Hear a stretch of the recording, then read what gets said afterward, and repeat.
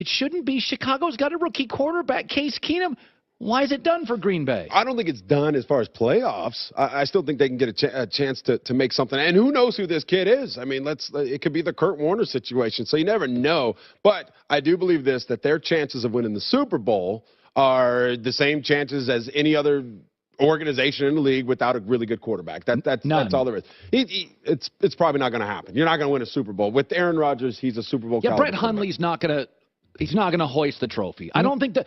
Tony, here's my thing. If I was Green Bay, there are a handful of rosters in this league like Houston that literally can get to the playoffs with below average quarterback play.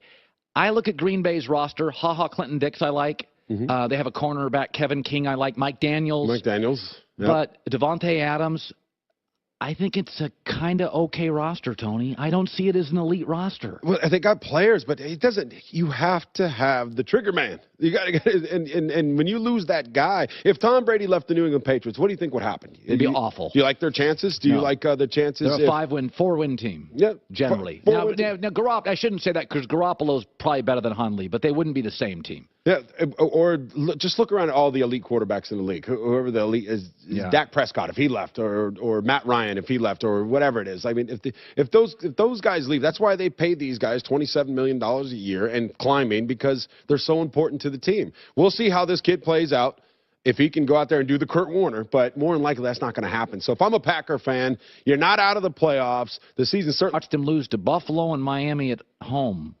He's good. He's good. Yeah. A lot of you guys are saying he's great. He's great. I got it. Hey, come on. He's your guy. He's my guy. He's my guy. Okay, so what's happening? I think there's still the learning curve is still happening with him and Sarkisian. Okay, fair. I think some of these balls that were like this one right there, I think that would at the very least bat it down, but I think that should have been caught. Okay. Right there. I don't know. I'm not going to put that on Matt Ryan in there, and he's had a couple picks this year that were like that. And one thing that I will say, okay, let me. I know he's a good friend and he's done a lot for me on the football field, but let me get a little critical, okay? Let me put on my analyst hat and let me try to be unbiased here. I will say this. I do think that he could throw the ball to Julio Jones a lot more. Julio Jones right now, I think he's only had double-digit attempts towards him one time this year. Antonio Brown, 5 times. So those are the 2 best receivers in the league, in my opinion. I just don't know why you keep throwing the ball to Julio Jones. I don't know if that's Sarkisian, if that's Matt. You got to let the big dog eat. Let the horse run around the track. Throw it up to him. Let him put the saddle on him and ride that guy, because he's a phenomenal talent. That's what the Rams did this weekend with Todd Gurley. They just said, we're going to give you the ball 20, 25 times. And, I mean, it's a prime example of the Rams have done a very good job with Sean McVay. We give our best players the ball over and over and over. I know it's simplistic football, but, by the way, Edelman and Tom Brady and Gronk, yesterday, it looked like Hogan and Gronk time after time after time. And finally, what do we make? Here, Tony Gonzalez joining us. So I look at Pittsburgh last night, and it was very un-Pittsburgh-like. They're generally great at home, questionable on the road, but they go on the road. And is this the game? We see this every year, Tony, where there's a team that just comes out of the gate. It's a Denver.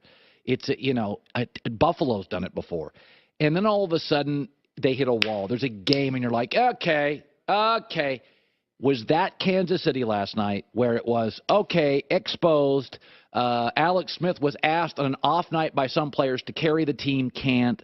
Like, what did you take out of Steelers-Chiefs yesterday? Does it mean anything other than just a good physical Sunday and Pittsburgh won? Well, I think Pittsburgh, they had to play this way. I've been on those teams during the season where their season was on the brink of destruction right now with all the drama that we call them the Real Housewives of the NFL, with the quarterback and then the running back. He does not get enough carries. The Martavis Bryant wants to trade. Antonio Brown's not getting enough catches. Like, everything that was going on coming into this game, you're going against the best team in the NFL, right? Yeah. Going there, I think Coach Tomlin told these guys, because the way they played was physical. Yeah. He said, play to the whistle. And sometimes if you got to go over the whistle to prove a point, you go do it. We're going down swinging, and we're going to be more physical in this team. And you saw that. They had 2 personal fouls on Alex, and he got that rattled him. Yes. And he got thrown off of his game. This one right here, when you see him go low like this, Mitchell, That is absolutely unnecessary and ridiculous.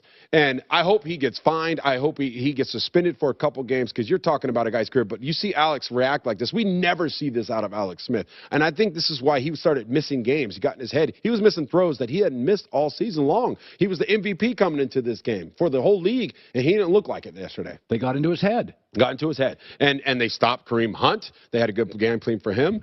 And, you know, we talk about good losses. I don't know if I ever bought into it. It was a good loss that we needed that one. But if there ever was one, because I still think the Chiefs easily could have won this game. You know, that. Well, they had a drive at the end of the game that would have won it. Yeah, Antonio Brown makes that fluke catch that Terry Bradshaw called, by the way, weirdly so on the pregame show yesterday. But he makes that circus catch. If that ball's knocked down or intercepted, the Chiefs finally figured out their offense. They were able to get something going. Who knows? Then they win this game. They go down and kick a field goal and win the game. So I still think the Chiefs had a chance to win this game. Tony Gonzalez coming up next, the greatest coaching move of the weekend, and the coach actually lost, and why the media is too hyperbolic once again with the NFL. Good seeing you, bud. Yeah. We all love cars, right? You should, but after it reaches that point where the warranty no longer exists, you can get burned. That's where you bring in CarShield.com. A new fuel pump's over $500. A water pump's over $1,000. Transmission, all that stuff can get $2,000, $3,000, $4,000. If your car's new, it's one thing, but what if it's 4, 5, 6 years old? A computer, electronics, GPS fails you. That's hundreds or thousands of dollars. Sign up for CarShield, the ultimate in extended coverage. 24/7 roadside assistance, a rental car while yours is in the shop. Save yourself from high repair bills. A deductible may apply, but it's carshield.com, code HERD, H-E-R-D. Also a phone number, 800-CAR-6100, 800-CAR-6100, and mention the code HERD, H-E-R-D.